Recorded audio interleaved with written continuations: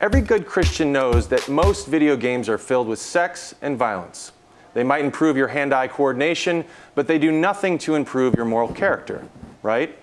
Well, Scott Paeth's recent article in Christian Century magazine takes a very different approach to the moral universe of video games. We welcome Dr. Paeth, who, when he's not being an avid gamer, teaches Christian ethics at DePaul University in Chicago. We also welcome another gamer, Robert Paeth, a fifth grader who attends Wellington Avenue United Church of Christ in Chicago. Thank you both for being here.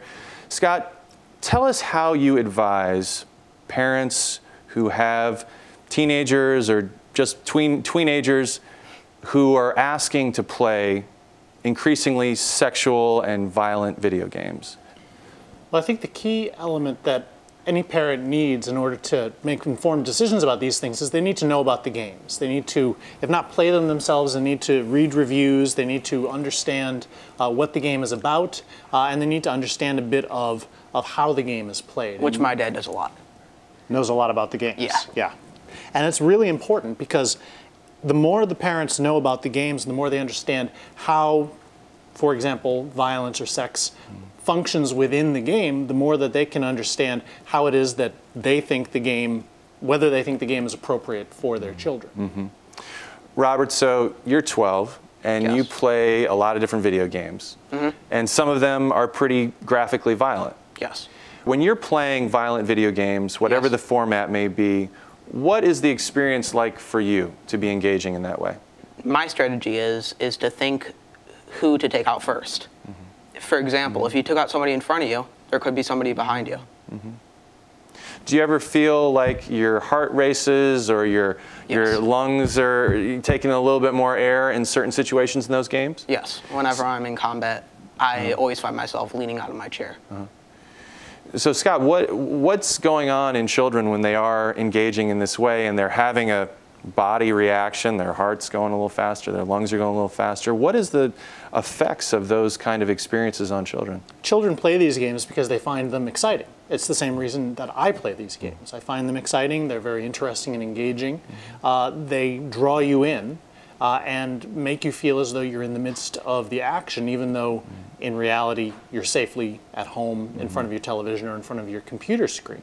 So you get a bit of an adrenaline kick that way. Often what people are concerned about is whether or not the violence that's simulated in the video game has repercussions for how people behave in the real world.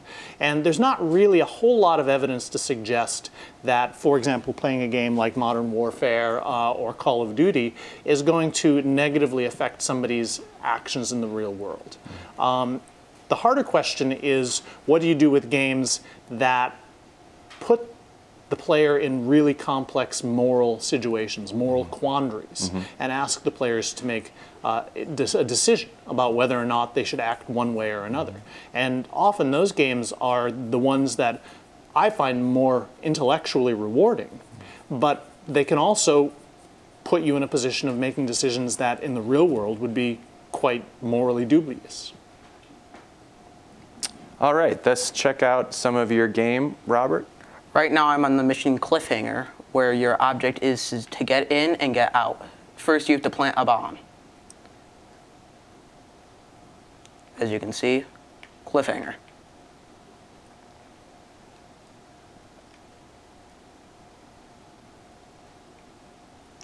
This level is all about strategy. So Scott, obviously over the last 10 to 20 years, video gaming has come quite a long way. And what we're seeing here is a very realistic depiction of a cliff scene. What has the reality of the game and the gaming creation, how has that affected some of these issues around morality and interpretation? I think it raises some genuine issues. When the violence appears to be so realistically portrayed, it can be disturbing for the player to watch. And there have been people who have argued that that kind of repeated exposure to portrayals of violence can sort of deaden you to the experience and make you more willing to tolerate violence in other settings. And in fact, I've heard arguments made that the increased tolerance, for example, of policies of torture in the government can be traced back to our increasing interest in violence in video games and movies, and the fact that the violence has become much, much more realistic and graphic in both of those genres. And frequently torture is depicted in games and movies as being effective for obtaining information from someone. Right, and that's where I think moral discernment has to come in. Because if you're just playing the game or watching the movie and you're being told that this is effective or that this is morally good, and you don't have any context, any community to have a conversation with about these issues, then you can come to the conclusion that what you're being told is in fact the way the world really works, when often the situation is much more complex than that. So in closing, tell us about the other end of that spectrum, where video games can actually help our moral abilities improve and our discernment improves in the real world. Well, there are a lot of games out now that are what are called embodied video games. They immerse you in a character, they immerse you in a story. And then they put you in situations where you have to make difficult moral decisions. The interesting thing is that you make these decisions not only on your own, but you also have to take into account the sensibilities of other players in the game, other characters in the game.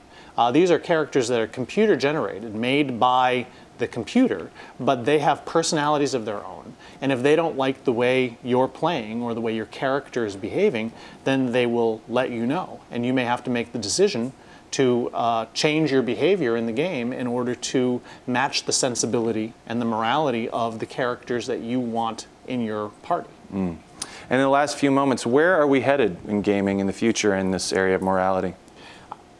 I don't know where we're headed, but I know where I hope we're going to go, which is that the games that I'm talking about here, these embodied video games that have more complex morality, they need to offer the player a greater sense of not only moral responsibility, but understanding of the morality of the situation. Now, I don't know how games are going to achieve that, or whether that's even possible in the medium itself. But if games are going to become a real venue for moral formation, then they need to allow the player to have a strong sense of what the consequences of their actions are and what the moral stakes are. So, Robert, are you deeply embedded in the moral stakes right now of your game playing experience? What's going on in your game here? Right now, we are trying to infiltrate the base. Okay. And is your heart racing a little bit? Are you taking some deep breaths? What's going on for you? I am taking some deep breaths so I can feel my heart racing a little bit. Okay. It happens every time I play video games. Okay. And do you find anything about what you're doing now or what you do regularly in your game playing disturbing or upsetting? I find the amount of blood when you shoot a little bit disturbing, as you can see here. Are we here. about to check somebody out? Oh, that guy just got it. So, so that's a pretty vivid image of someone getting taken out at close range. And now it would seem, did you just get taken out? Yeah, okay. Beaten from behind. Well, I thank you both, Robert and Scott, for being here today and really shedding some light on this issue. I'm Bo River for Different Drummers and the Greater Chicago Broadcast Ministries. Keep the faith.